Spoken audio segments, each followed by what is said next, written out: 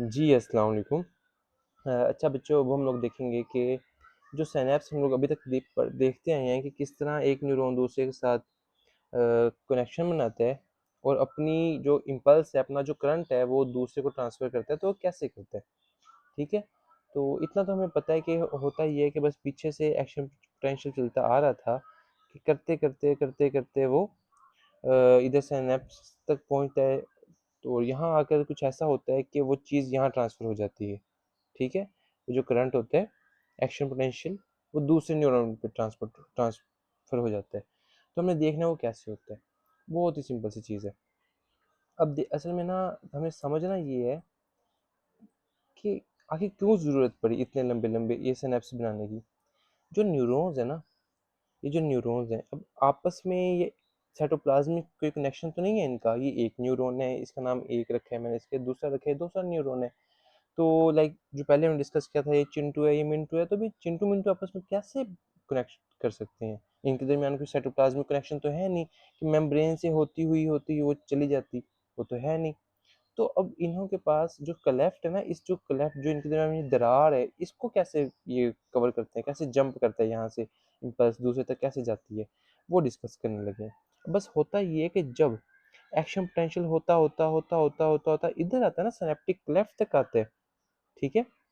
यहाँ आने पे क्या होता है, ये वेसिकल्स नज़र आ रही हैं आपको रेड रेड कलर की, ठीक है?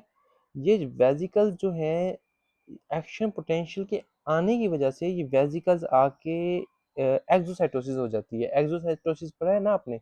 Endocytosis, exocytosis. तो इनकी एक्सोसाइटोसिस हो जाती है। इन शॉर्ट ये जाके मेम्ब्रेन साथ लग जाती हैं और अपने जो कंटेंट्स होते हैं उनको बाहर फेंक देती है, स्पिल आउट कर देती है। ठीक है? अब ये जो कॉन्टेक्ट्स है ना, ये कोई ऐसी चीज़ें नहीं है, कोई बस ऐसी कोई जो कंटेंट्स हैं इसके कोई आलतू-फालतू चीज़ें नहीं है, ये बड़े मैसेंजर्स हैं, जो मैसेज ट्रांसफ़र करेंगे। इनको कहते हैं न्यूरोट्रांसमीटर्स, जो कि नर्व इम्पल्स को ट्रांसमिट करते हैं। उन्हें क्या कहते हैं? न्यूरोट्रांसमीटर्स। अब ये जाते हैं, ये जो दूसरे न्यूरॉन की मेम्ब्रेन है ना, इस पे जाके रिसेप्टर्स मौजूद होते हैं, ये जाके उधर लग जाते हैं। ठीक है? उधर लगने की वजह से ये इसकी जो मेम्ब्रेन है, इसकी जो परमेबिलिटी है, उससे के साथ छेड़खानी करते हैं। एज़ अ रिज़ल्ट क्या होता है कि सोडियम एज़ अ रिज़ल्ट क्या होता है कि यहाँ सोडियम के चैनल्स, आपको याद है मैंने बताया था, वो सोडियम के चैनल्स ओपन होना शुरू हो जाते हैं और एक दफ़ा एक साइड के चैनल्स ओपन शुरू होना हों, वो दूसरे के भी आगे-आगे तरतीब से हो जाते हैं। इस वजह से वो फिर इम्पल्स जो है वो जनरेट करना शुरू हो जाती है अगले में। ये सिर्फ सिंपल सी स्टोरी है। अब कुछ बातों को याद कर लें। इन इसको क्या कहते हैं? इसको कहते हैं सिनेप्टिक नोब। इसे क्या कहते हैं? Synaptic knob. अच्छा, ये जो एरिया, इसको क्या कहते हैं? Synaptic cleft. सिंपल।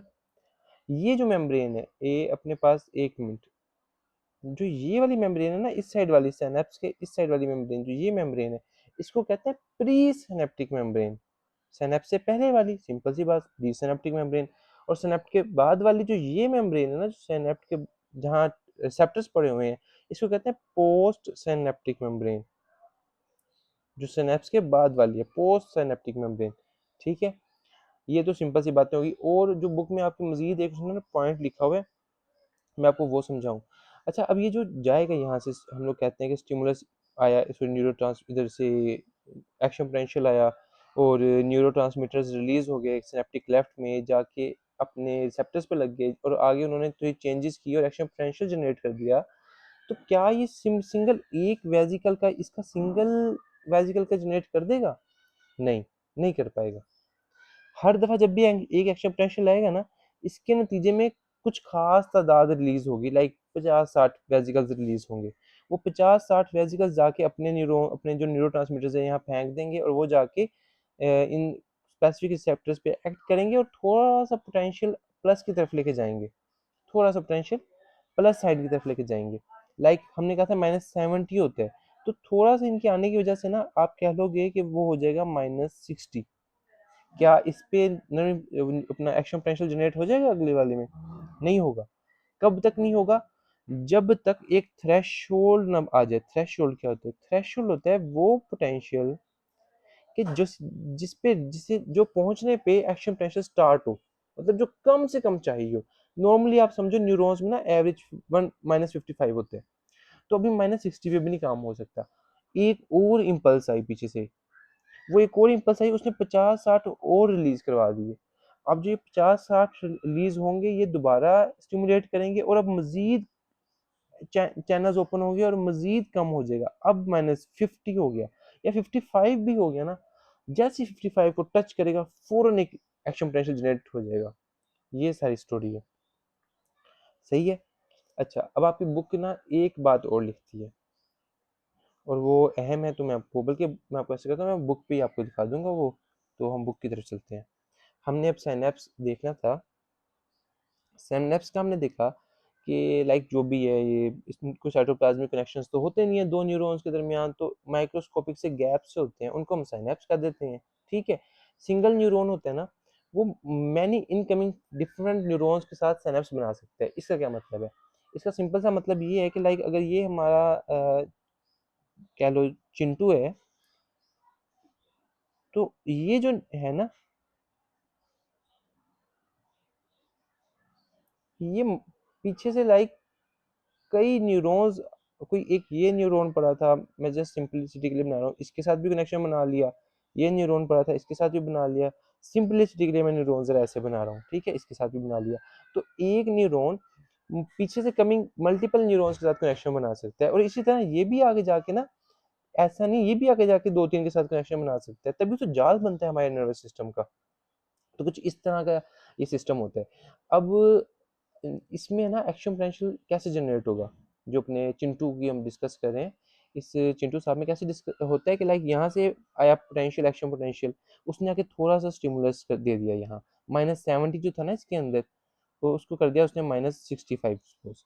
यहाँ से भी साथ ही पोटेंशियल आ गया। ठीक है। इसने उसको प्लस मजीद हेल्प करके 60 कर दिया, यहाँ से भी आ गया। ठीक है। उसने उसको -50 कर दिया, 55 कर दिया, जैसे 55 किया, इसमें फिर चलना शुरू हो गया पोटेंशियल। इस तरह होगा। या एक ये तरीका है इसको स्टिमुलेट करने का। एक और तरीका है हमारे चिंटू को स्टिमुलेट करने का। वो क्या तरीका है?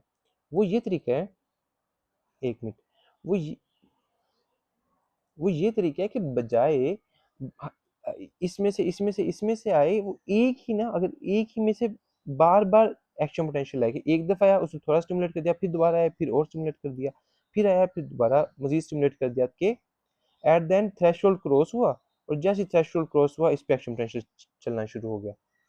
तो इस तरह भी हो सकता है कि मिलके कर लें, या एक ही बारी बारी भेज के कर ले। ये बस सिंपल सा इसका तरीका है। ये वैसे ना आपके लिए मैं, चलो अभी आपकी बुक में नहीं है तो हम नहीं डिस्कस करते हैं, हम सिर्फ बुक तक रहते हैं। ठीक है, हम लोगों ने ये वाला पॉइंट देख लिया। एक नर्व इम्पल्स है, वो एक न्यूरॉन से दूसरे न्यूरॉन पे सिनेप्स के थ्रू ट्रांसफर करती है। एक सिंगल जो इम्पल्स होता है ना, सिंगल एक पीछे से आ रहा हो, वो स्टिमुलस नहीं सिम्टम्स इनफ होता कि वो सिनेप्स को क्रॉस कर सके। सिनेप्स को क्रॉस करने से मुराद यहाँ ये है कि अगले में एक्शन पोटेंशियल जनरेट करा सके। ठीक है ना, क्योंकि सिनेप्स को तो क्रॉस कर ही जाता है, वैसा भी क्या है, यहाँ जाके यहीं लगना है ट्रांसमीटर्स ने, लेकिन आगे एक्शन पोटेंशियल जनरेट नहीं होता। तो यहाँ ये मुराद है असल में। तो मतलब ठीक है, ज़रूरी नहीं है कि वो सिनेप्स को क्रॉस कर सके, तो इसीलिए 2 या 3 इम्पल्सेस रैपिड सक्सेशन में आए, मतलब लगातार आगे से पीछे इस तरह इकट्ठे 2-3 सेंसेशंस आए, और वो जाके करे स्टिमुलेट, या फिर 2 या 2 से ज़्यादा फाइबर्स आकर एक नेक्स्ट सिंगल न्यूरॉन को स्टिमुलेट कर दें इकट्ठे मिलके। तो ये इन 2 तरीकों से आप करवा सकते हो। वैसे आपको पता है सिंगल तरीके से भी करवा सकते हो। ऐसा भी मुमकिन है कि एक ही इम्पल्स है लेकिन वो इतनी स्ट्रॉन्ग आए कि वो अगला एक्शन पोटेंशियल जनरेट करवा दे। ठीक है, लेकिन ये भी पॉसिबल है, लेकिन इतना कॉमन नहीं है। सही है। अगर बहुत स्ट्रॉन्ग आए ना तो ऐसा मुमकिन है, कोई ऐसी बात नहीं है। हमने बस थ्रेशोल्ड क्रॉस कराना है जैसे भी करके। अच्छा, एक्शन पोटेंशियल जो जंप करता है एक न्यूरॉन से दूसरे पे, वो कुछ ट्रांसमीटर्स के थ्रू करता है जिनको हम न्यूरो ट्रांसमीटर्स कहते हैं। ये उसने एक बहुत ही प्यारी सी तस्वीर बना दी है। प्री सिनेप्टिक न्यूरॉन था, ये पोस्ट सिनेप्टिक, एक मिनट इसको जरा साफ कर लें। हाँ, ये प्री सिनेप्टिक न्यूरॉन है, ये पोस्ट सिनेप्टिक न्यूरॉन है, ये सिनेप्टिक लेफ्ट है। ठीक है, इसको उसने सिनेप्टिक नोब कह दिया। बीच में माइटोकॉन्ड्रिया पड़े हैं यार, इसको एनर्जी चाहिए ना, इस एरिया पे देखो 4 माइटोकॉन्ड्रिया बड़े बड़े पड़े हैं, और इससे भी बहुत ज्यादा होते हैं, तो वैसे ही दिखाए हैं। और वेसिकल्स भी आपको नजर आ रहे हैं छोटे छोटे से।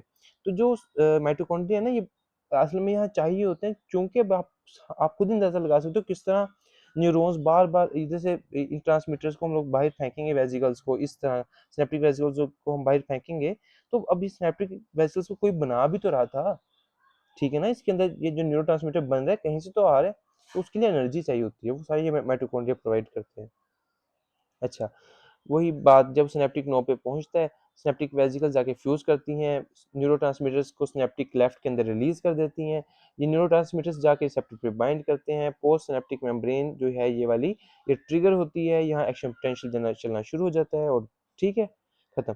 न्यूरोट्रांसमीटर्स केमिकल्स होते हैं, ठीक है, जो कि एक्सोन के एंडिंग से रिलीज होते हैं। बहुत तरह के न्यूरोट्रांसमीटर्स हैं जिस तरह की acetyl choline, adrenaline, norepinephrine, serotonin, dopamine, ये नाम है कुछ, ठीक है, 5-6 के।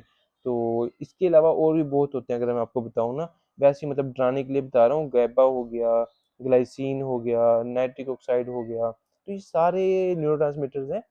और तो परेशान नहीं होना।